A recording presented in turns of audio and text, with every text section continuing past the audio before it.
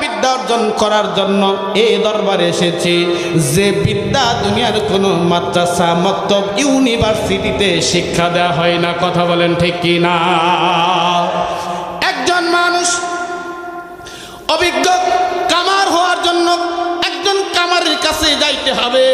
একজন মানুষ অভিজ্ঞ রাজমিস্ত্রি হওয়ার জন্য একজন অভিজ্ঞ রাজমিস্ত্রির কাছে যাইতে হবে।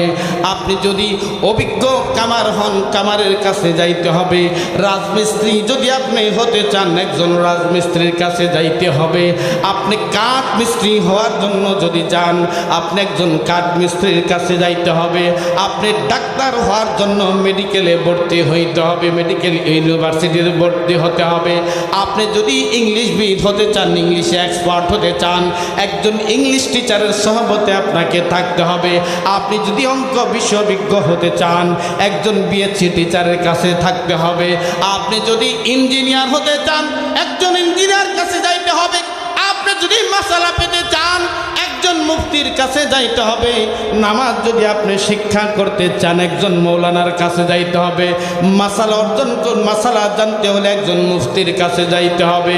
আর আল্লাহকে পাইতে হলে আল্লাহর অলির কদম ছাড়া কোনো উপায় নাই। কথা বলেন ঠিক কি না?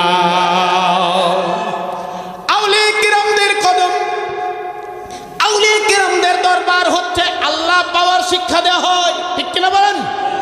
আউলিয়া কিরামদের দরবার থেকে যে শিক্ষাটা দেয়া হয়, দুনিয়ার কোনো মাদ্রাসা থেকে দেয়া হয় না, দুনিয়ার মক্তব থেকে দেয়া হয় না, দুনিয়ার কোনো ইউনিভার্সিটি থেকে দেয়া হয় না।